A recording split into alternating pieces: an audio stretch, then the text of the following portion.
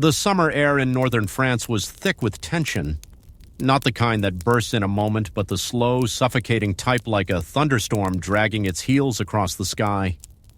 The year was 1346, and the war that had started over a tangled mess of claims and counterclaims now edged toward a decisive turn. England's King Edward III believed the crown of France was rightfully his, tracing through his mother's bloodline, while Philip VI, who recently crowned in Paris, dismissed the idea with the kind of arrogance only a king could muster. But behind all the royal pride was landvast, fertile land that meant income, loyalty, and power. The conflict had simmered for a decade already, but now, in the middle of a humid August, armies were on the move. Edward had landed with his forces at Saint-Vaast-la-Hougue on the Cotentin Peninsula. His army, a mixture of English longbowmen, knights, and Welsh spearmen, totaled fewer than 15,000. Small by medieval standards, but tight-knit, efficient, and seasoned. Edward had chosen a path of fire and fear-burning Norman towns, seizing supplies and cutting a blazing trail toward the Seine. It was war as both message and maneuver. Philip VI scrambled.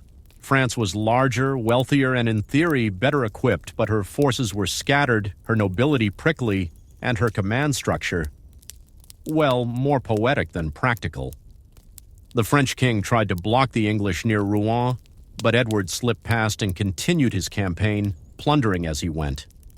Farmers abandoned their fields, market towns locked their gates, rumors spread faster than horses. The English king rides with devils. Quaint little bridges became points of desperation. One French garrison destroyed a stone bridge behind them to slow the English advance, only to find that the English engineers, always quietly clever, could build temporary wooden ones faster than anyone expected. Through all this, Edward was calm, almost unnervingly so. He'd brought with him his teenage son, Edward of Woodstock, later known as the Black Prince, perhaps to show him how a king wages war. Or perhaps just to see if the boy could walk into manhood under the weight of steel and fire. Meanwhile, strange things happened on the roads. One English scout returned from a midnight ride, shaken not by an enemy, but by the sight of a monastery where the monks had all vanished, leaving their food warm and their candles lit. Another tale passed through the ranks of a Doggray, with one eye, who trailed the army silently and was never seen eating, though it never seemed to grow thin. By August 24th, Edward's army reached the river Somme. Here things grew serious. The French had destroyed the main crossings and now threatened to pin Edward against the riverbank. But again, luck or cunning favored the English. At low tide near a spot locals called Blanchetaque, Edward's men found a ford and fought through a French force guarding it. The tide was rising as the last soldiers crossed, and many claimed to have felt death tugging at their ankles. Now Edward marched north, choosing a high ridge near the village of Crécy-en-Ponthieu to make his stand. His scouts had seen signs of the French army drawing close flags on the horizon, campfires at night, and the distant clatter of hooves on rocky soil. There would be a battle. No one doubted that anymore. What surprised some of the younger soldiers was how quiet the English camp was the night before. No songs, no boasting, just sharpening of arrows, murmured prayers, and the occasional squeak of leather straps being tightened. The king's tent stood at the center, lit from within like a lantern, and beside it was the Princesa, smaller, plainer shelter, but no less watched. French scouts watched from the woods. They noted the way Edward positioned his men in 3 divisions along the ridge, each protected by ditches, stakes, and clumps of soft earth. They also noticed how dry and dusty the hilltop was, how narrow the approach, how cleverly chosen the field. Yet back at the French camp, things were less orderly. Nobles argued over who would take the honor of the first charge. Others grumbled about the heat, the long ride, the lack of rest. The Genoese mercenary-shirted crossbowmen from Italy complained loudly about their missing supply wagons and the unfamiliar terrain. One knight was said to have cursed a fellow for brushing against his new armor, which had not yet been baptized in blood. But amid this swirl of petty pride and anxious energy, the King of France was resolute. Philip had more men, more horses, and the greater claimant least in his mind. He believed victory was inevitable. After all, what was a tiny English force compared to the might of France? He did not yet know that he was walking into a trap not of steel, but of timing, terrain, and underestimation. The night before the battle, a soft rain fell for an hour or so. It brought with it a strange smell, part smoke, part lavender, part something no one could quite name. One archer swore he saw stars dancing low over the horizon, like fireflies with purpose. But the rain passed, the skies cleared, and the earth began to dry. In the village of Crécy, old women shuttered their windows and sat quietly in the dark, clutching rosaries. Farmers led their animals into the woods. Children were told not to cry, no matter what they heard in the morning.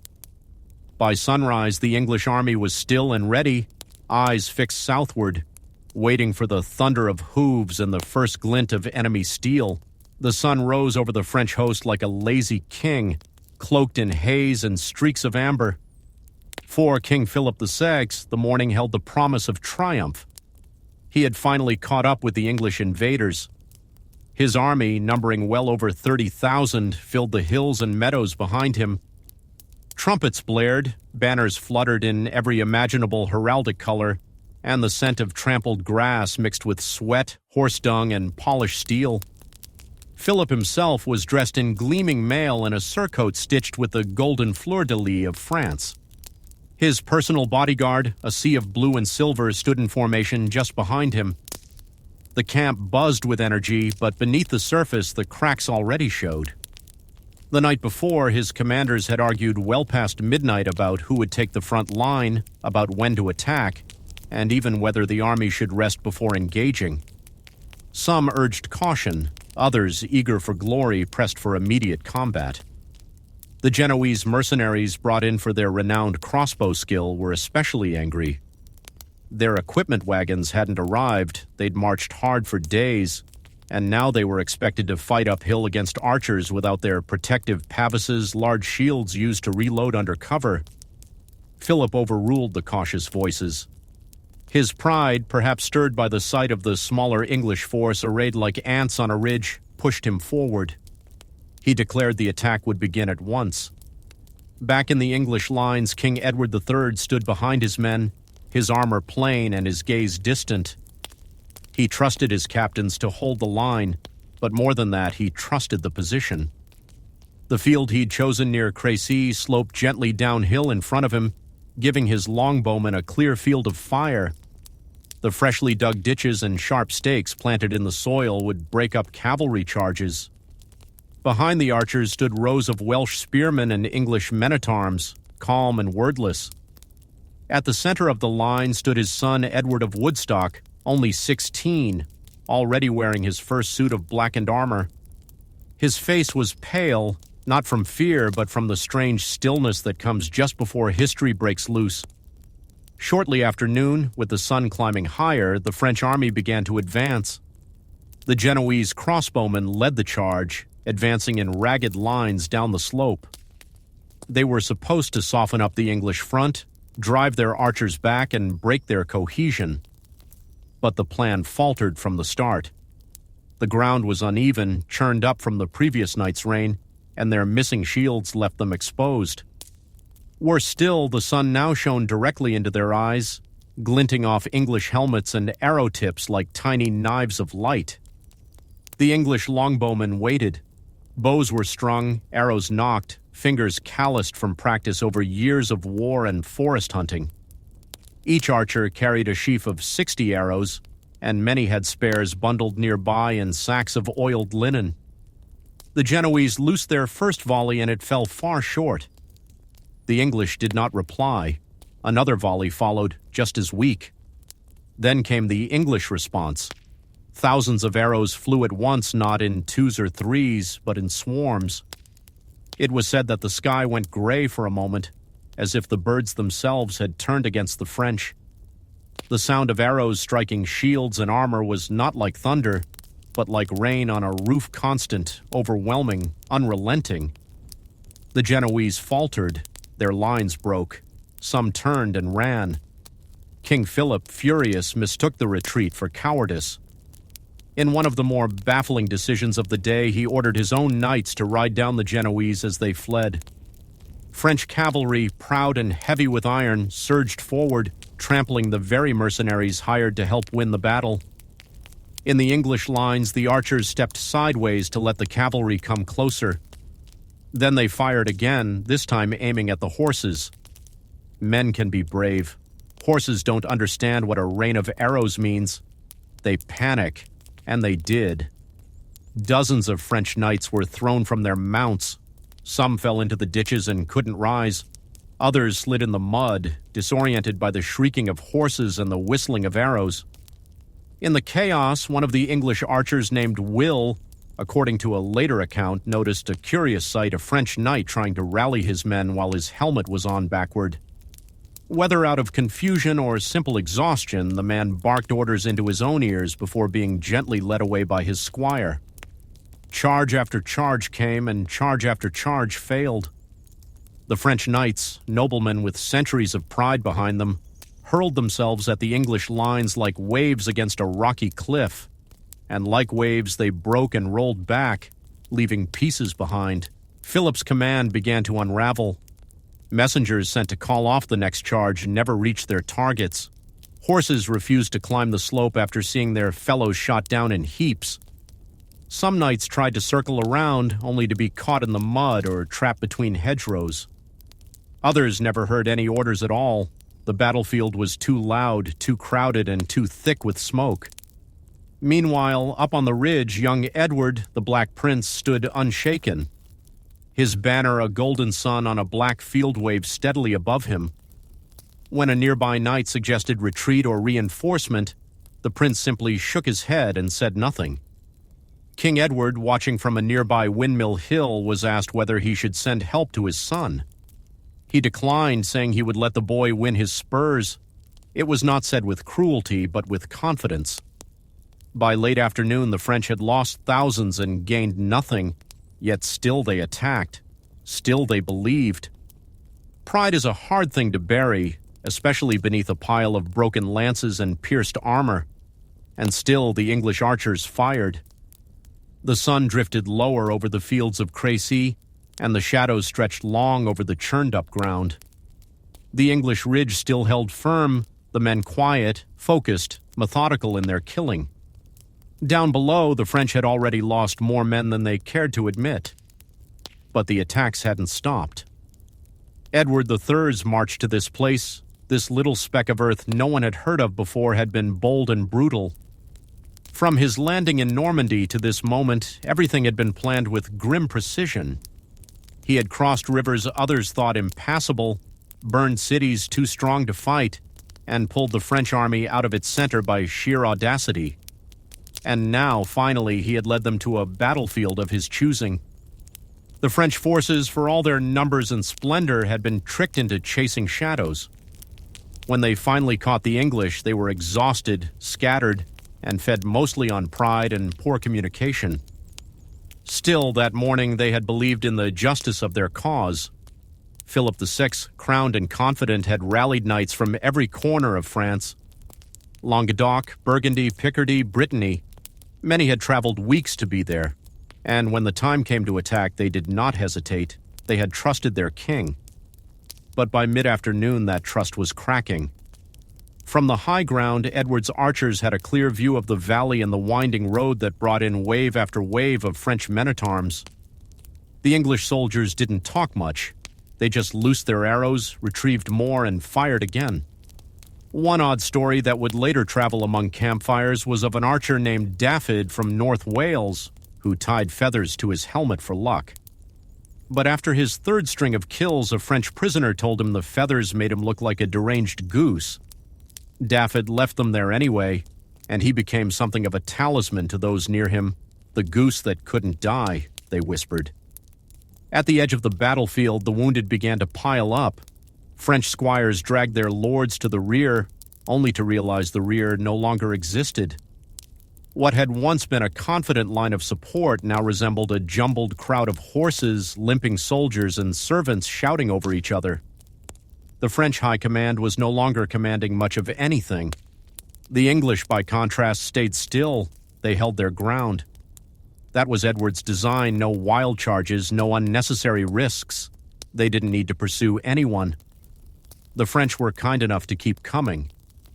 Then came one of the more surreal moments of the day. A group of knights from Burgundy, having arrived late and missing the morning confusion, charged into the fray with banners high. But they mistook the Genoese mercenaries, those who'd survived the earlier trampling, for the English and attacked them in full force. It took nearly 20 minutes before they realized the error, by which time both sides were a tangle of bruises and shattered expectations. Meanwhile, the English archers began to rotate, some stepping back to rest fingers cramping from hours of stringing and loosing. Younger squires brought forward more arrows, and older veterans quietly shifted into the gaps, eyes like hawks. As the sky deepened toward orange, Philip VI grew more desperate. He had fought with the confidence of a man who believed in divine right. But now even his personal guard was hesitant. His trumpeters, exhausted from blaring signals no one followed, leaned on their instruments like old men on canes. The French king ordered another charge. This one was meant to be the great one, the crushing wave that would break the English line once and for all. It included some of the most elite knights in all of Francemen whose ancestors had fought in the Crusades, whose swords were blessed by bishops, whose armor had been forged in the heat of a dozen different forges. They rode with banners flying, lances leveled, a thunder of hooves that shook the valley. It was, for a moment, the picture of medieval glory. And then came the arrows. Thousands. They fell with a whistling sound, a sound that haunted the dreams of those who lived to remember it. Arrows found the gaps under arms, at the neck, behind the knee. Some knights were knocked from their saddles before they even saw the enemy line. Horses screamed, rolled, crushed their riders. One particularly heavy knight, caught in a ditch and unable to move, was said to have shouted, "Tell them I died facing the enemy," before being quietly trampled by a horse that hadn't noticed him at all. The line never broke. English men-at-arms stood behind the archers, calm and ready, pushing back any who made it through the arrow storm. Welsh spearmen, tough and tireless, jabbed at exposed limbs, pulled down horses, and fought with the confidence of men who knew the hill was on their side. By now, the field below looked more like a sea of armor than an army. Broken lances jutted out of the ground like skeletal trees. Banners lay trampled, their fine embroidery caked in mud and blood. And still, the French did not fully retreat. It was one of the strange qualities of medieval warfare valor often outweighed reason. Knights did not flee, they died in place, and so, hour by hour, they did. A squire who would later become a monk claimed he saw a raven land on a knight's chest, pecking at his faceplate as the man blinked helplessly beneath it. He turned away and never looked back. Above it all, on the ridge, the English remained quiet. Not joyless, not cruel, just steady. There was no cheer, no cry of triumph, just the pull of bowstrings, the thud of arrows hitting bodies, and the wind shifting across the hills. By the end of the third wave of attacks, French command was in ruins. Whole companies had disappeared. High-ranking nobles were either dead or had vanished into the gathering dusk. And still, from the direction of the road, more riders came, more flags, more bright armor dulled by dust. They hadn't heard yet what the ridge already knew. As dusk leaned into twilight, the air over Crécy thickened with dust and smoke. The wind that once fluttered banners now whispered across broken helmets and shallow breaths. The hill remained held unchanged, unwavering, defiant. But the valley below had become a graveyard in the making. Still the French came, not in formation, not with fanfare, but in knots and clusters. Some were reinforcements arriving late, unaware that 3 assaults had already failed. Others were remnant scattered knights whose pride outweighed exhaustion. They rode forward because they believed they must, because somewhere in the chaos a victory might still be salvaged, or at least honor reclaimed. Among the most prominent figures to arrive in this final wave was the blind King John of Bohemia. 60 years old, regal even in blindness, John had traveled hundreds of miles to support his son-in-law Philip VI. He had never seen Crécy. He would never see anything again. Yet that afternoon he asked to be led into battle. His retainers hesitated naturally, but John insisted. He had heard the French were losing, and he could not bear to be absent from a fight that might mark the end of kingdoms. And so, in one of the strangest moments in medieval warfare, John was tied by the reins to two knights on either side of him. Together they charged into the fading day, a trio of courage and futility. Their arrival did not go unnoticed. The Black Prince, still holding his ground at the center of the English line, was told of the gallant, almost tragic assault. He watched without speaking. There was no glory in it, just the inevitable silence that comes when pride meets discipline. King John and his companions reached the English line and were swallowed by it. The next morning they were found lying side by side, their horses collapsed around them, the reins still connecting their hands. Edward III would later order their bodies returned with honor and their crest 3 ostrich feathers and the motto Ich dien, or I serve, taken by his son. It would become a symbol of the Prince of Wales forever. Elsewhere on the field, similar fates played out with less poetry. The Count of Blois was struck in the throat by a single arrow, just as he raised his sword to rally a dozen retreating knights. The Duke of Lorraine, already wounded twice, was pulled from his horse and taken prisoner after slipping in the mud. The Count of Flanders never reached the field. His men, wiser than most, refused to charge into the dark. And yet, oddly, the most remembered death of the night belonged to a cook.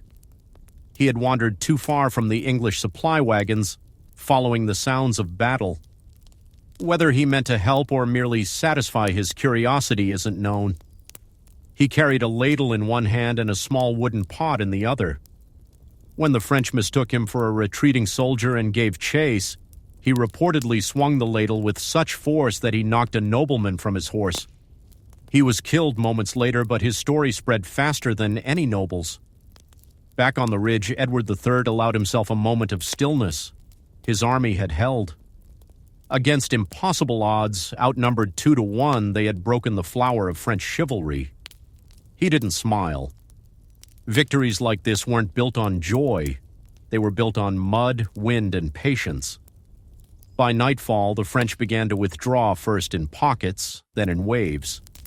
Philip VI, injured by a stray arrow and half-crushed in a retreating melee, had to be dragged from the field by his guards. He was spirited away to the town of Abbeville under the cover of darkness, where he reportedly shouted at his squires before collapsing from exhaustion. The English, on the other hand, did not pursue. That, too, was part of the plan. Edward ordered his troops to stay put. No glory hunts, no desperate rushes into the dark. He knew the dangers of chasing a retreating army to far traps, ambushes, or the simple cruelty of exhaustion. His men would rest. They would wait. In the silence that followed, the field began to breathe again. Here and there, wounded soldiers called out, some in French, some in Latin, some in prayers barely spoken. An archer, too tired to sleep, spent the night carving lines into a piece of oak he'd carried from Wales. 17 lines, one for each bundle of arrows he'd fired. Campfires lit up in scattered rings along the ridge. Not for warmth, but for visibility. The wounded needed tending, and no one wanted to step on the dying. Some men shared hard bread and wine in near silence. Others slept where they had stood, too tired to move. And throughout the field, the dead lay still, watched by the stars and the circling crows. Some had died with weapons still in hand. Others had drowned in ditches, trampled by their own side. Many had no names that would survive. But history remembers the number thousands, maybe 10,000 depending on the telling. Almost all French, the English losses, a few hundred at most. No knight of note had fallen, no banner lost. The Black Prince, still only 16, had earned his father's silent approval, and in the morning, as mist gathered over the fields, he would rise with the rest and see what they had done. At the base of the hill, where the last charge had collapsed, a small bell rang out just before dawn. It belonged to a local friar, stepping cautiously through the carnage, offering last rites to anyone still breathing. He carried a basket of herbs and a candle no bigger than a child's fist. When asked why he'd come alone, he simply replied, "The souls here are heavier than their armor." By the time the sun returned, the Battle of Crécy had ended, but its echo would ripple through Europe for decades. Dawn at Crécy brought no trumpet calls, no fanfares, no clashing of swords. The battle was over. What remained was the reckoning. The English forces rose slowly from their makeshift camps, aching but intact. A pale fog stretched low across the valley, curling around fallen banners and unmoving limbs. Birds circled silently overhead, black shapes against a bruised sky. Edward III stood with his commanders at the top of the ridge, surveying the field. The morning was quiet, save for the murmurs of squires and clerics moving through the wreckage. No more arrows were drawn, no more horses were saddled. The weapons were quiet now, but the silence said more than steel ever could. Edward gave a simple command, "Begin the count," and so they did. Hundreds of English soldiers, mostly archers and footmen, spread across the battlefield in a grim procession. They turned over bodies, checked coats of arms, removed weapons. The king wanted to know what he had won and whom he had defeated. What they found was staggering. Among the dead lay over a dozen of France's highest nobles counts, dukes, even 2 royal heirs. Knights who had trained for war since childhood, brought low by archers in muddy hoods. More than 500 French knights had died the previous day. At least 10, Rausar and others, infantry, mercenaries, and squires were estimated dead or missing. And then there were the Genoese. Scattered across the front lines were the bodies of the crossbowmen, many stripped of their gear, many struck in the back. Whether killed by the English or their own allies, none had escaped unscathed. Later accounts would argue whether they had been brave or cowardly, but on that field, bravery made little difference to the dead. Oddly enough, the only English noble casualty of note was a knight whose name no one could quite remember. He had apparently fallen from his horse and broken his neck before the battle had even begun.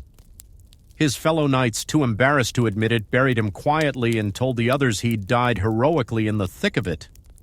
Thus began the curious legend of Sir Tumble of Kent, a name whispered in jest for years after. As the count progressed, Edward ordered a strange and careful ritual. Every fallen French noble was to be stripped of his heraldic colors and his body taken aside, gently and with respect. Their armor was collected, their rings catalogued. Not as spoils, but as records. Edward knew that one day peace would come again, and the families of these dead men would want answers. Some might even offer ransoms for the return of their remains. He also ordered that no looting occur until the dead had been sorted. A practical decision perhaps, but one that showed Edward's icy grip on discipline. Even among the poor and hungry, theft was held off until the king gave his word. The Black Prince, meanwhile, was permitted his own moment of review. He rode down from the ridge slowly, flanked by older knights, his armor dusted with dried blood not his own. He passed the bodies of men who had charged at him just hours before. He didn't gloat. He didn't smile. He only nodded to those who bowed or saluted as he passed. He stopped when he reached the body of King John of Bohemia. 3 knights lay beside him, their reins still entwined. Their armor bore the marks of close combat, the dents and scuffs of fighting hand to hand. One had a broken sword still clutched in his gauntlet. The air around them felt heavy thicker, somehow, though the breeze still moved. The prince dismounted and stood for a long moment in silence. Later that day, he would adopt the crest of the fallen king, the ostrich feathers and the motto Ish Dien. It would become his symbol from then on. Whether out of respect or symbolism, none could say. Farther back from the front, in a patch of quiet shade, a Welsh archer named Rhys found something unexpected. Among a tangle of broken spears and splintered shields lay a tiny wooden figurino longer than a finger. It was a child's toy knight, carved crudely, helmet slightly askew.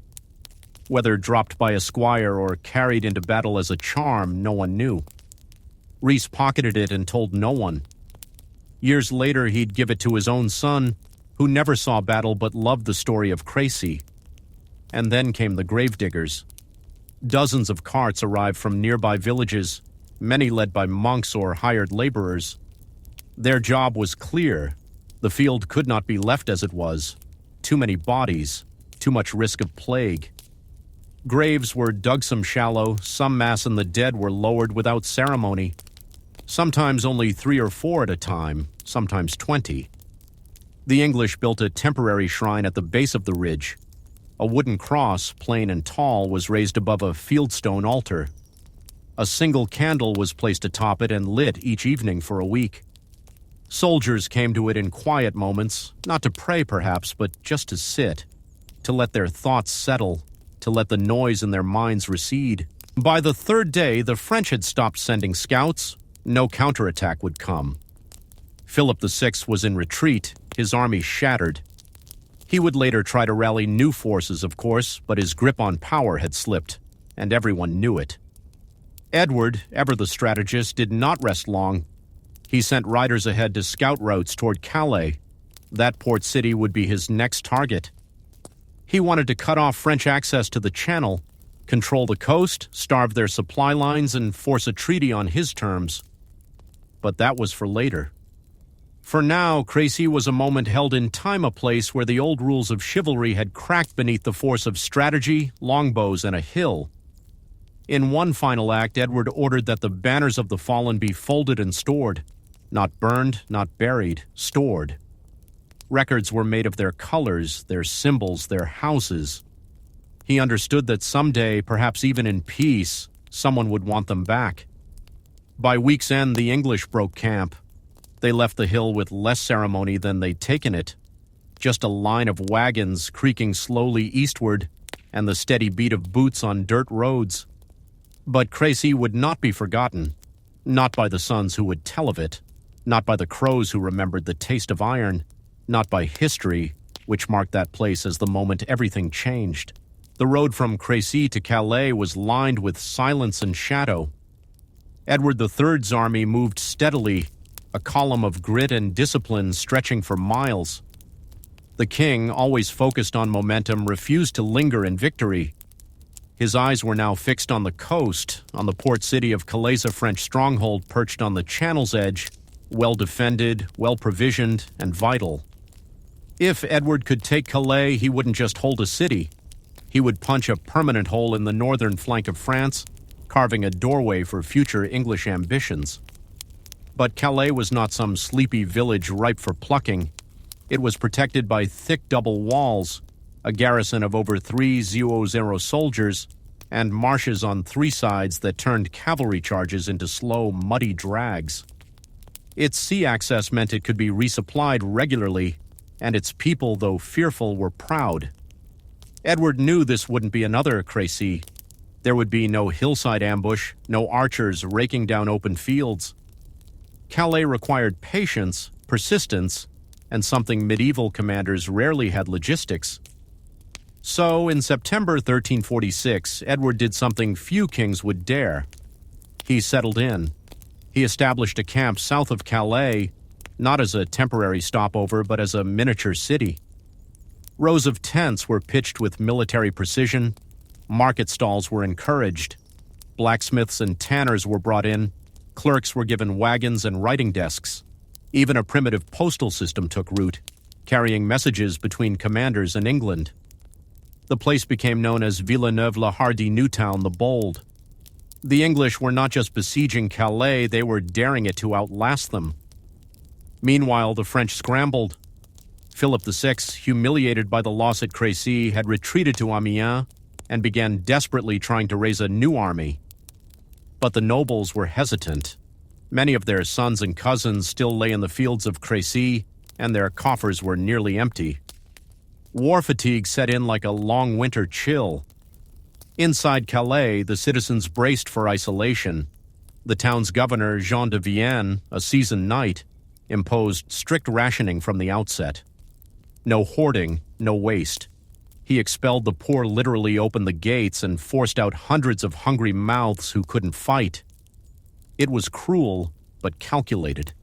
Food was precious, and survival would depend on every crumb.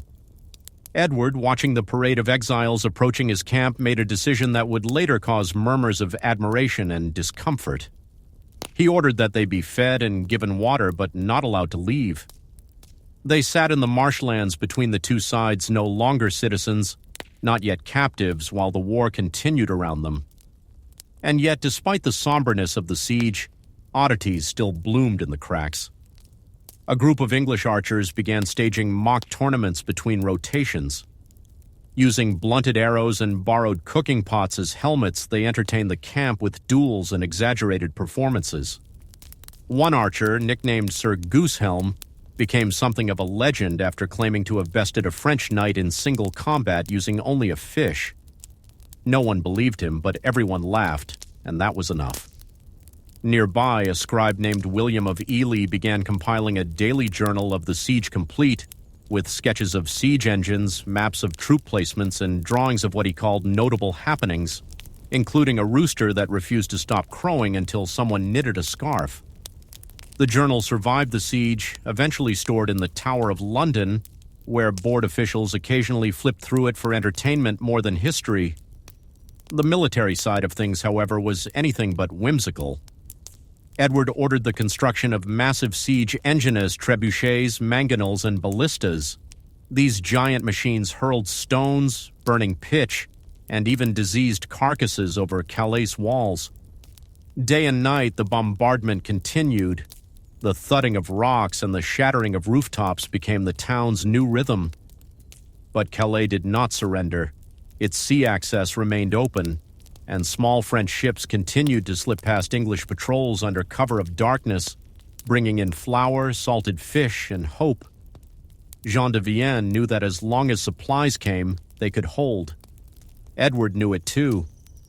That's when he turned to the sea. He called upon the English Navy and issued a brutal command blockade the port entirely. By December, a ring of English ships surrounded Calais like a tightening noose. No more food, no more messages, no more hope from the outside. As winter set in, the siege turned slow and bitter. The English huddled in their tents, burning peat and dried dung for warmth. Sickness crept in, and though they were better supplied than their enemies, the months began to wear them down. Inside Calais, things were worse. Cats, dogs, and rats became meals. Leather was boiled to soften for chewing. Bread was made from ground-up bones. Desperation clawed at the people's minds. Jean de Vienne still refused to surrender, and through all of it, Edward waited. Not with impatience, but with cold certainty. He knew the town would break. It was only a matter of time, and he had time. In May 1347, the final blow came. The French, having finally raised another army, marched toward Calais with hope of breaking the siege, but they were too late, and their attempt was half-hearted. Edward's forces were too entrenched. Philip VI, upon realizing the risk of another Cressy-style catastrophe, withdrew without fighting. The message to Calais was clear: no one was coming. By July, the town's garrison was gaunt, weak, and cornered. Jean de Vienne, proud but realistic, knew it was over. He offered surrender on one condition: that his people be spared. Edward agreed, but with a twist. He demanded that 6 of the town's leading citizens walk out barefoot, wearing only their shirts, with ropes around their necks, carrying the keys to the city and offering themselves for execution. Jean de Vienne found 6 volunteers, wealthy merchants, elders, fathers. They walked through the gates and across the muddy fields, heads bowed. Edward stood waiting. What happened next would become one of the most remembered and retold stories of the 100 Years' War. The 6 citizens of Calais walked barefoot through the English lines, ropes looped around their necks, keys clutched in trembling hands. Their faces were hollow with hunger, but their backs were straight. They had volunteered not because they expected mercy, but because their town could bear no more. The siege had turned Calais into a skeleton, and these men were offering themselves so that others might live. Edward III stood just beyond the perimeter of his camp, surrounded by nobles and guards. His armor gleamed in the morning light, though he wore no helmet. His face was unreadable. The prisoners halted before him. A hush fell over the crowd. Even the soldiers, hardened by months of siege and war, fell silent. Here were 6 men, undone not by blade or arrow but by duty, and the king was holding their lives in the balance. For a long moment Edward said nothing. Then, with a voice clear and cold, he ordered their execution. Gasps rippled through the onlookers. Some whispered disbelief. Others nodded grimly. The king was within his rights, and he had promised no mercy for those responsible for holding out so long. But then, from behind the royal circle, someone else stepped forward. Queen Philippa. She was heavily pregnant at the time, her face lined with fatigue from the long months of travel and encampment. But her voice was steady, and her words cut through the charged air. She knelt before her husband and begged for the lives of the 6 men. Edward hesitated. The moment hung in the air like a held breath. Then, with a weary sigh, the king relented. The 6 men were spared. Clothes and food were brought to them. The ropes were cut. Calais would surrender, but without blood on its final breath. And so it was that Calais passed into English hands in August 1347. The city was emptied of its French population, thousands expelled and replaced by English settlers. It would remain under English control for over 200 years. Edward, satisfied with his conquest, left a small garrison to hold the city and returned to England with Philippa. He had waged a campaign of brutal precision. From Normandy to Crécy to Calais had carved a lasting foothold in France. But even victories carry strange echoes. In the aftermath of the siege, one minor event went mostly unnoticed. A low-ranking English clerk tasked with cataloging spoils found a book hidden in a merchant's cellar. Not gold, not jewels, just a bound manuscript of Arabic astronomy smuggled from a distant trader. Curious, the clerk kept it. Years later, its contents would find their way into English universities, changing the way European scholars viewed the heavens. War, it seems, reshapes more than just borders. Back in Calais, the rebuilding began. The English fortified the city even further, expanding its walls and dredging the harbor. It became a critical base of operations for future raids into France. Merchants arrived, trade resumed, and life, though forever altered, resumed its shape. Meanwhile, across the narrow sea in France, Philip VI reeled. His nobles grumbled, their faith shaken. Crécy had been a disaster. Calais was a humiliation. The crown's coffers were depleted, and the king's authority stood on wobbling legs. He tried to raise more armies, impose new taxes, rally support, but something had shifted. The 100 Years' War wasn't just a series of battles. It was a test of resilience, of who could endure the longest under pressure. And Edward was proving very, very durable. But even as military success piled up, something else began creeping in, something no army could stop. Whispers of illness. In the Italian ports, there were rumors of a plague, a sickness brought by ships from the east, bodies swelling and blackening, entire towns emptied in weeks. At first, it sounded like another tall tale, the sort that merchants and sailors always told over wine and stormy crossings. But the whispers grew. By the winter of 1347, Genoa and Venice were in panic. By spring, it would reach Marseille. By summer, the plague would land in England, but that was still months away. In the meantime, Edward III returned to London a hero. Triumph parades greeted him, tapestries were commissioned, songs composed. The capture of Calais joined the canon of English glory. The Black Prince, now 14, was celebrated across the realm. He had proven himself not just at Crécy, but throughout the siege.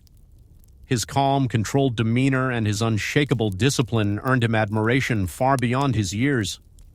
He did not boast, though others did for him. A curious thing happened around this time in one of the lesser courts. A foreign ambassador, hoping to impress the English crown, gifted the young prince a live leopard chained, sedated, and covered with a quilt embroidered in silver thread. No one quite knew what to do with it. The prince, amused, had a special pen built for the animal in the royal menagerie.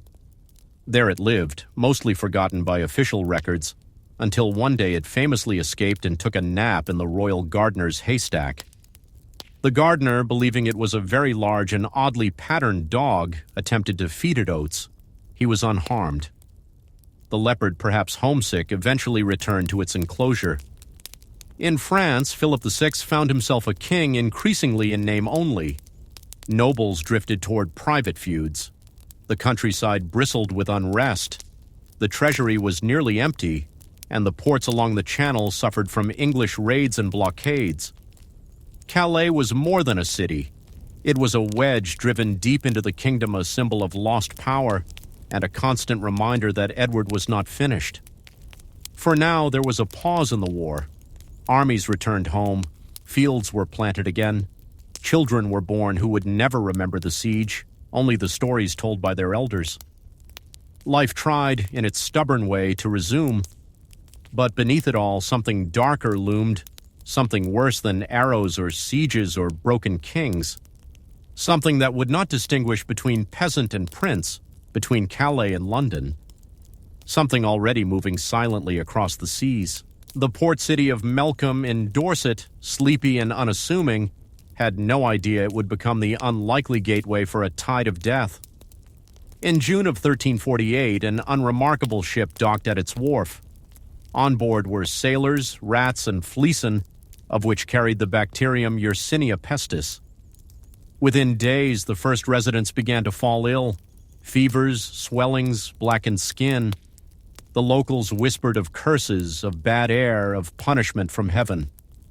By the time anyone grasped the scale, it was already far too late. The Black Death had arrived in England. The news reached Edward III in bursts at first, as scattered rumors. Then panicked letters. Whole villages were disappearing. Monks locked themselves in their abbeys. Markets emptied. Priests dropped mid-sermon. The machinery of war, which had moved with such certainty during the campaigns in France, now sputtered as people vanished from every rung of society. Still, the king tried to maintain control. He ordered public health measures. No one fully understood disease transmission, but he banned large gatherings, isolated the sick, and even contemplated moving the royal court away from London entirely. But fear outpaced reason. By late 1348, the capital itself had succumbed. Graves were dug day and night, only to fill faster than they could be emptied. Whole neighborhoods were boarded up, their inhabitants left inside to live or die unseen. The ringing of church bells, once the heartbeat of the city, fell silent. In Calais, the newly acquired English stronghold, plague struck nearly as quickly. Edward's garrison, already stretched thin, began to rot from within. Supply lines crumbled and patrols grew smaller by the week. Even the stone-faced veterans who had survived Crécy could do nothing against an enemy they couldn't shoot, stab, or starve. Back in England, the Black Prince was quickly removed from court and secluded in the countryside with select guards and tutors. Edward feared losing him more than anything. For all his triumphs, the king could do nothing but wait. The most terrifying aspect of the Black Death wasn't its speed, it was its randomness. Some towns lost only a handful, others were wiped entirely from the map. A single infected merchant could doom an entire region. A village priest might die while giving last rites to 20 others, only to be buried with them hours later. In the town of Bristol, it was said that the dead outnumbered the living 5-1. A minor noblewoman, Lady Clare of Ashington, ordered her servants to seal her in her manor with barrels of food. No one entered or left for 2 months. When the doors were finally broken open, they found her perfectly preserved, alongside a pet raven that had learned to mimic the phrase, "Not today." Some called it divine judgment, others devilry. Still others blamed outsiders, foreigners, lepers, Jews. In London, a rumor spread that plague could be prevented by the smell of roses. Merchants began selling fragrant herbs at absurd prices, bundling them into nosegays. The richer courtiers walked around with cloth bundles pressed to their faces. It didn't help, but it gave them something to do. Not even the battle-hardened soldiers were spared. Edward's own war council shrank. Sir Richard Talbot, a knight who had survived 3 campaigns and an arrow wound to the thigh, died in a rented room outside Westminster after falling ill just 2 days prior. The squire who served him disappeared soon after, possibly infected, possibly afraid. As the plague ravaged the country, Edward made the extraordinary decision to suspend most government operations. Parliament was postponed. Tax collection slowed to a crawl. Even letters of nobility and royal seals were delayed. England was holding its breath. And yet, even in the shadow of death, there were moments of strange resilience. One village in Northumberland, upon realizing it had not yet been touched by plague, sealed itself off entirely. The villagers posted guards and refused entry to any traveler, no matter how desperate. They survived the first wave untouched. Their secret, an early accidental form of quarantine and a general suspicion of outsiders that, ironically, saved their lives. In Norwich, a group of young scribes trapped by illness in the cathedral passed the time copying books, religious texts. Yes, but also jokes, riddles, and strange fables. One copy, now preserved in the British Library, includes an entire page dedicated to a comic depiction of death slipping on a turnip. Humor in the face of horror, humanity clinging to itself. By early 1349, the worst had passed in southern England. The death toll was staggering, likely over 1/3 of the population. Entire family lines were extinguished. The labor force had been gutted. The economy teetered. But the survivors emerged, blinking and changed. Edward, though deeply grieved, turned once more to rebuilding. He issued proclamations to prevent price gouging. He encouraged the building of new monasteries and refounding of parishes. But beneath the surface, he also realized something had shifted in the social order. Laborers, now in short supply, began to demand better pay. The idea that power flowed in only one direction down from the nobility was beginning to crack. This shift would take decades to fully bloom, but its seeds were planted in the silent fields left by the plague. Even Calais, still under English control, began to stir back to life. New settlers arrived, mostly merchants and craftsmen, willing to take the risk in exchange for royal favor. They brought new languages, new traditions, and slowly the city took on a strange hybrid identity, English in law, French in architecture, and something else entirely in spirit. And still, the war had not ended. It had paused, but not stopped. France, too, had suffered under the plague. Philip VI had died in 1350, likely from exhaustion or illness, and his son John II had taken the throne. But the scars of Crécy and Calais still lingered, and Edward's claim to the French crown had not been forgotten. There was still a score to settle.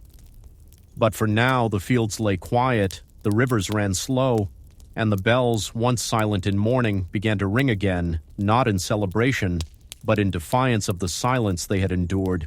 As the grip of the plague slowly loosened across Europe, the dust did not settle so much as shift. In both England and France, kings took stock not of what they had gained, but of what remained. Fields needed plowing, cities needed repopulating. Tax rolls were in shambles, and always beneath it all the quiet drumbeat of unfinished war. Edward III, older now but still sharp-eyed and iron-willed, resumed his ambitions with renewed calculation. By 1355, 7 years after the plague had first entered his realm, the king turned once again to France. This time he would not lead the army himself. The war was changing shape, and so was Edward. He had begun to recognize the strength of delegation. His son, Edward of Woodstock, the Black Prince, was now 25, and carried the aura of military destiny like a cloak. And so, in the late summer of 1355, the prince sailed from Plymouth with a new army, landing near Bordeaux in the heart of Aquitaine, the English-held territory in southern France. What followed was not a traditional campaign. There were no sieges, no great defensive lines. The Black Prince, advised by experienced captains and fueled by lessons from Crécy and Calais, launched a chevauchée, massive, fast-moving raid designed to burn, loot, and destabilize. It was brutal in its simplicity. Over the course of several weeks, the English tore through the countryside, burning crops, pillaging towns, and avoiding pitched battles. They aimed not just to harm the French economy, but to humiliate the French king, John II, by showing how little control he had over his own lands. The French response was slow and frustrated. The plague had devastated manpower and logistics. Nobles were reluctant to fully mobilize. Many local garrisons watched the Black Prince's army pass without engaging, hoping it would simply move on. In one such town, a small walled village outside Toulouse, an absurd moment unfolded. The English, prepared to storm the gates, were met not with arrows but with bread. The villagers, mistaking the army for an allied garrison, welcomed them in with open arms. The Black Prince, amused and perhaps too tired to correct them, allowed his men to eat, rest, and leave without so much as raising a sword. The misunderstanding wasn't corrected until weeks later, when the village mayor proudly wrote to the French crown, claiming to have hosted the king's own southern knights. The reply was swift and furious.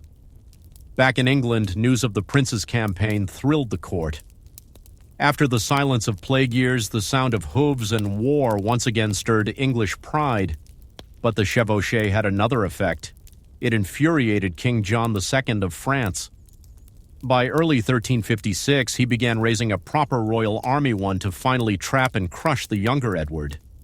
It would be a show of strength, a reversal of Crécy, a warning to all that the French crown was far from broken.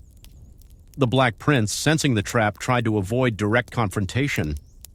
His army was smaller, perhaps 6, the Iroquoian men, and had traveled hard.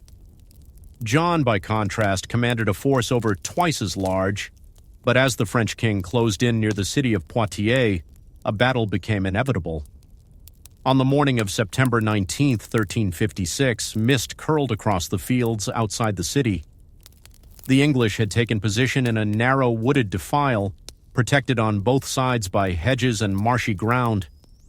It was a masterstroke. Another lesson learned from Crécy. The French, confident in their numbers, advanced. They were organized into divisions, heavily armored and colorful, with banners flapping and horses snorting. King John himself rode at the head, flanked by his sons. His pride was as high as the stakes. He would win or he would fall. The battle began with skirmishes, archers loosing arrows from the tree line. English longbowmen, again positioned in strategic ranks, did their work with eerie familiarity, dropping armored knights by the dozens, turning the first French charge into a mass of writhing men and horses. But John did not retreat. He ordered a second charge, then a third. Each time, the French were pushed back, hampered by terrain, pelted by arrows, and funneled into narrow ground. The English knights waited, then countercharged with surgical brutality. As the French lines began to buckle, King John stood his ground. Surrounded, bleeding, and refusing to flee, he fought on foot with a battle-axe, his son beside him. The Black Prince, watching from a rise, ordered his men to push forward and capture the king alive if possible. They did. King John was surrounded by English men-at-arms and, according to tradition, offered his surrender by handing over his gauntlet. The French royal standard fell. The field went quiet. Poitiers was another disaster for France and a glittering triumph for England. King John II, along with his youngest son and dozens of high-ranking nobles, were taken prisoner. The Black Prince, ever chivalrous, treated them with courtesy and honor. A tent was raised, a banquet was served. The King of France, now a captive, dined with the son of his enemy. The image stunned Europe. Back in England, when word of the victory reached Edward III, the court exploded with celebration. Church bells rang for days. London threw parades. Tapestries were woven with lions and lilies intertwined. The Black Prince returned not just as a warrior but as a legend. But in France, the effects were catastrophic. With their king in captivity, the French government floundered. Regional nobles broke away. Cities refused taxes. Bandits roamed freely. It was said that the only safe place in the kingdom was wherever no one wanted to be. France was bleeding from the inside. And yet, amidst all the chaos, life went on. One young boy, a servant in the English baggage train, discovered the abandoned saddle of a French knight after the battle. Instead of selling it for scrap, he used the leather to craft shoes large, uneven, and terribly made. But people bought them anyway, claiming they were battle-blessed. That boy, years later, would found a cobbler's guild in London. His great-grandson, centuries on, would supply boots to British troops at Agincourt. History, like war, has a way of walking forward on worn-out souls. As King John II of France languished in English captivity, the political landscape on both sides of the Channel grew more complicated than any battlefield could have foretold. John was held at the Tower of London, guarded carefully but treated with respect, the prize of Edward III's ambitions. Yet, even in chains, the French king's influence endured. Letters and envoys passed between England and France. Negotiations began for his release. Terms were drawn up: a hefty ransom, political concessions, the promise of peace. But peace, as ever in this war, was fragile. Back in France, factions vied for control. The Dauphin, John's eldest son, tried to maintain authority, but nobles and cities had grown used to autonomy. The Black Death's devastation and the recent military disasters had shaken faith in centralized power. The countryside was rife with bandits, mercenary companies, and rebellious peasants, some of whom had tasted freedom and had no desire to return to old hierarchies. Meanwhile, Edward III's health was declining. The king, who had ruled with iron resolve for decades, faced the limits of age. He entrusted more responsibilities to his son, the Black Prince, who was now recognized not only as a brilliant military leader but as the de facto heir to the English throne. The Black Prince's court in Aquitaine buzzed with activity. Political alliances were forged through marriages, gifts, and displays of wealth. Aquitaine itself was a jewel, a wealthy, fertile land with thriving trade and vineyards, but the shadow of war and plague still loomed. In 1359, Edward III launched another invasion of France, hoping to press his advantage and perhaps force a final settlement. This campaign was different, a show of overwhelming force, moving deep into French territory. Edward marched with thousands of men, artillery, and supplies, leaving a trail of devastation behind. But French resistance, while disorganized, was dogged. The army of Charles V, the new Dauphin, harried the English with guerrilla tactics, avoiding open battle but slowly sapping morale. This was a war of attrition, not glory. One odd episode during this campaign involved a wandering minstrel named Jean, who reportedly accompanied the English forces for weeks, singing bawdy songs and playing a hurdy-gurdy. He became so popular among the soldiers that he was nicknamed Le Roi de Rire, King of Laughter. It is said he even made Edward III chuckle during tense war councils, a rare feat. As winter approached in 1359, Edward's army laid siege to the fortified city of Reims, traditional site of French royal coronations, a symbolic prize. But the siege dragged on, supplies dwindled, and the French defenses held firm. Eventually, Edward was forced to negotiate. The Treaty of Bretigny, signed in 1360, marked a turning point. England gained significant territories, including Aquitaine and parts of northern France, while Edward renounced his claim to the French throne, at least on paper. King John II was released in exchange for his ransom, but the terms sowed more discord in France. Not everyone accepted the treaty. Some French nobles saw it as a betrayal, while others plotted rebellions. The war was not over, but it had entered a new, more political phase. In England, the treaty brought a fragile peace and economic respite. Trade flourished, particularly in wool exports, and the country began to recover from the plague's devastation. However, the Black Prince's health was failing.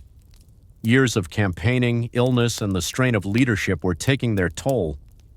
By 1370, he was gravely ill, and rumors spread that the once vigorous warrior might not live long. Amid these turbulent times, one curious tradition emerged in English courts: a fascination with chess. The game, having arrived from the East centuries earlier, gained popularity among nobles as a metaphor for warfare and strategy. It was said that Edward III and the Black Prince played often, their moves reflecting the endless dance of armies and politics. The medieval chessboard became a small stage where kings, queens, bishops, knights, and pawns reenacted the real battles, their fates decided by subtle moves and unexpected sacrifices. And so the war marched on not only in fields and castles but in halls and parlors, where stories of battles became legends and legends became bedtime tales, whispered to restless children. In the midst of the shifting tides of war and plague, the personal stories of those on the front lines, knights, squires, and common soldiers, wove the real fabric of medieval conflict. Among them, the life of Sir William d'Aubigny, a lesser-known knight, offers a glimpse into the complexities behind the grand events. Sir William was not a lord with vast estates or a famed commander. He was a mid-ranking knight from Norfolk, born to a modest noble family with just enough land to support a handful of retainers. His story is a reminder that most participants in the 100 Years' War were neither kings nor heroes, but men trying to survive, earn honor, and find meaning amid chaos. In 1356, Sir William had joined the Black Prince's chevauchée through Aquitaine. He was tasked with leading a small detachment of archers and men-at-arms. While the prince moved swiftly, Sir William's group was often assigned to guard supply wagons or scout for enemy positions. One day near the village of Saint-Émilion, his group stumbled upon a small French peasant market. The villagers, weary and suspicious, quickly fled at the sight of armored men, leaving behind baskets of grapes and freshly baked bread. The sight of this simple life grapes destined for Bordeaux's wine presses was a sharp contrast to the violence elsewhere. Sir William, struck by the scene, ordered his men to avoid looting the village. Instead, he traded a few coins for food, and his men shared the meal under a spreading oak. It was a brief, fragile peace in the endless war. That evening, as the group camped nearby, a sudden thunderstorm drenched the soldiers and their horses. The rain was cold and the campfires struggled to stay lit. Soldiers whispered superstitions rain before battle was a bad omen, the wrath of saints displeased. Yet the very next day, Sir William's group was called forward to support a skirmish against a French detachment. What happened next was an unexpected lesson in medieval combat and its quirks. The English longbowmen, positioned behind a low hedge, unleashed a volley of arrows. But the wet conditions had soaked the bowstrings, making them less responsive. Arrows fell short or veered unpredictably. The French, advancing cautiously, took advantage of the misfires. Sir William quickly ordered his men to switch tactics, discarding the longbows for shorter crossbows and engaging in hand-to-hand combat. His men fought fiercely, and though outnumbered, they managed to hold their ground until reinforcements arrived. This small engagement showed how weather and equipment could turn the tide even in a larger campaign. Bowstrings weren't magical weapons, they were vulnerable tools, affected by moisture, fatigue, and chance. After the skirmish, Sir William spent the night nursing wounds and tending to horses.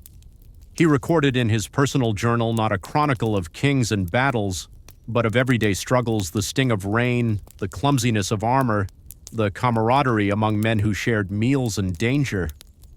Back home, Sir William's wife, Lady Eleanor, managed their estate. With many men away or lost to plague, women like her stepped into roles that medieval society often overlooked. Eleanor's letters to her husband reveal her worries about harvests, servants, and neighbors, concerns far removed from the thunder of war but vital to survival.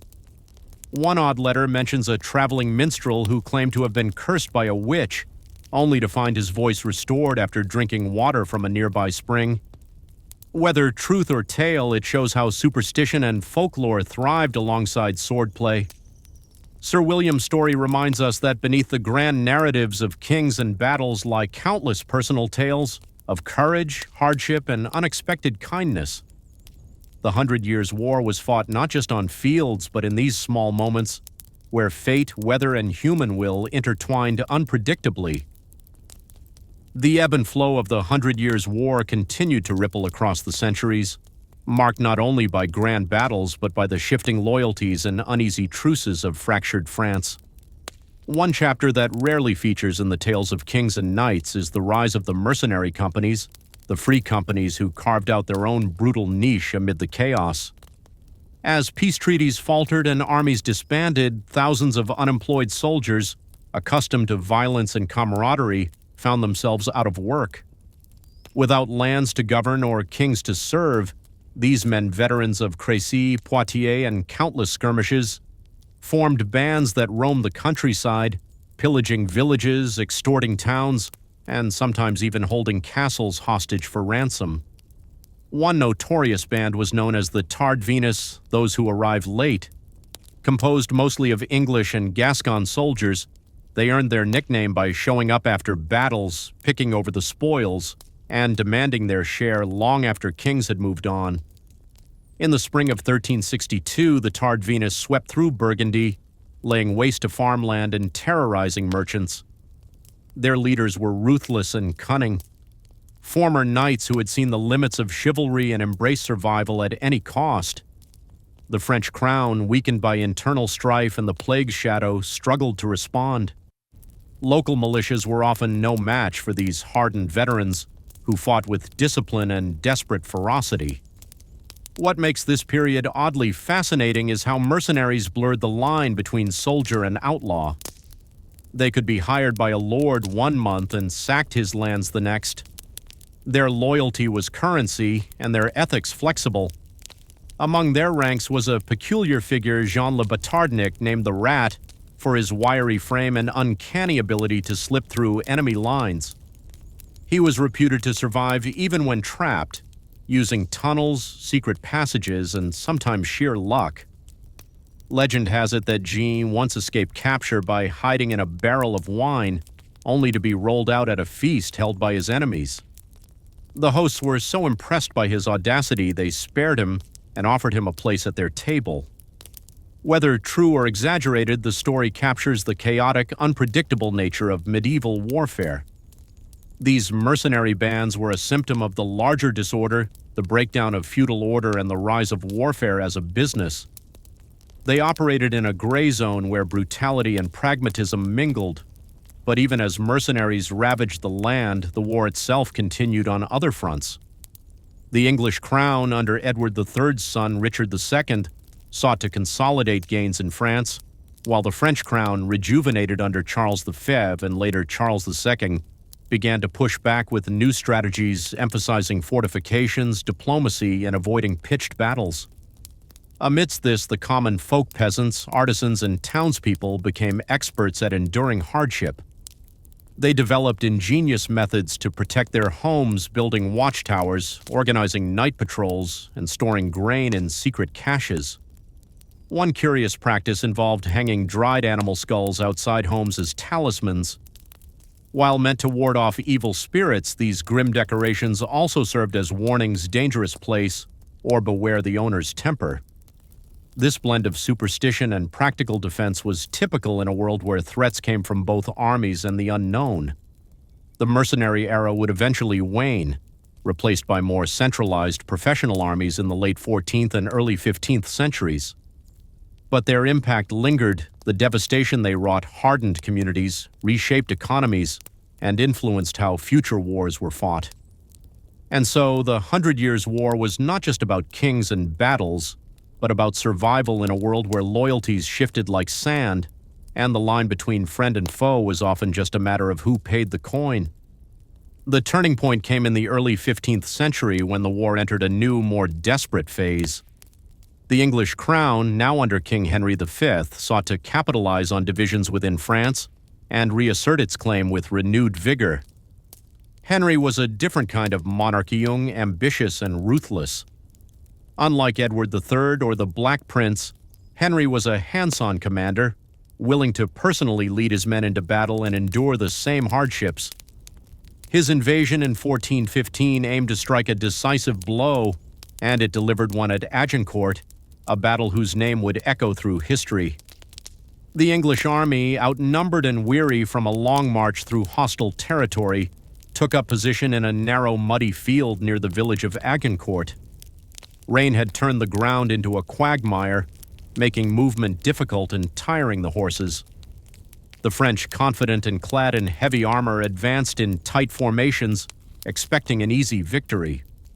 But the English longbowmen, once again the star of the show, unleashed devastating volleys of arrows that pinned the French knights and horses in place. The mud hindered French mobility, and their heavy armor became a liability. One quirky fact: some French knights, weighed down by armor and exhausted from the slog, reportedly slipped and fell into muddy ditches, becoming easy targets for English swordsmen. The battle was a massacre.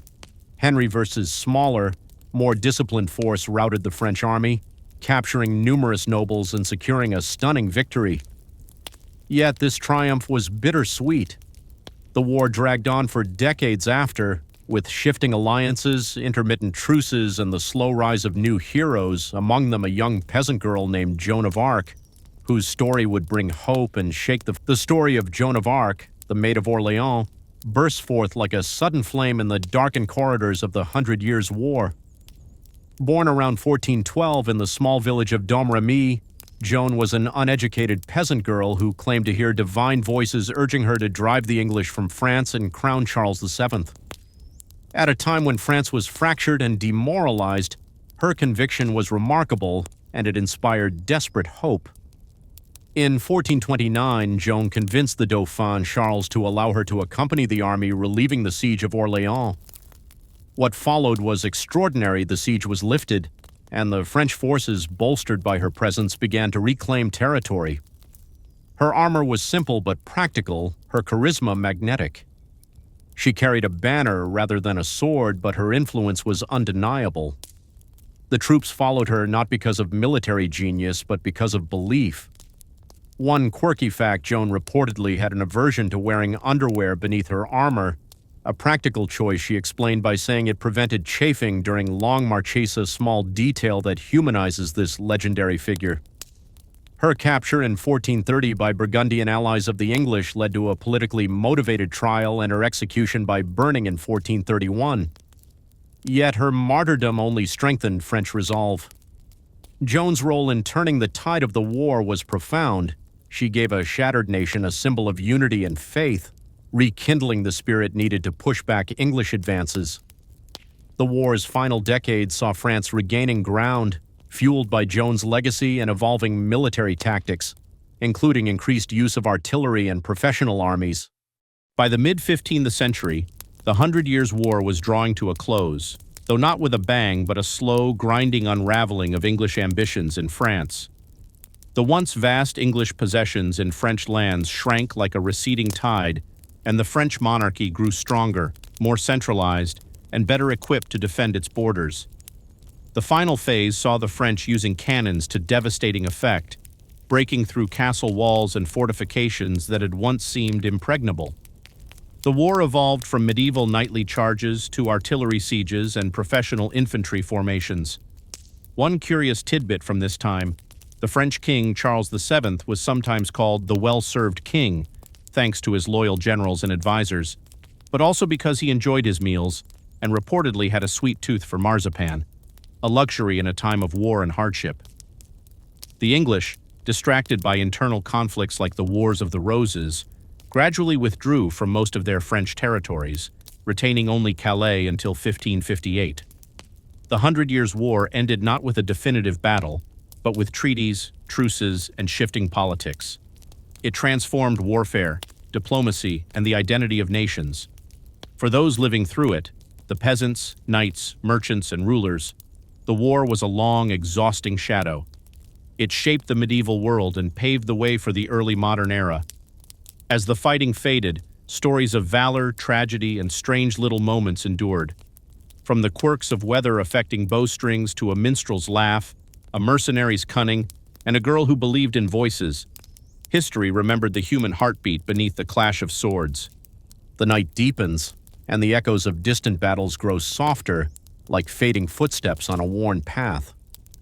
The long years of conflict have passed, leaving behind memories etched in stone, whispered in legends, and carried in the quiet courage of everyday lives. As your eyelids grow heavy, imagine the fields where archers once stood, the quiet villages that survived storms of steel and fire, and the simple hope that persisted through darkness. Rest now, and let the past lull you gently, like a slow, steady drum reminding you that even in turmoil, there is calm waiting on the other side. Good night.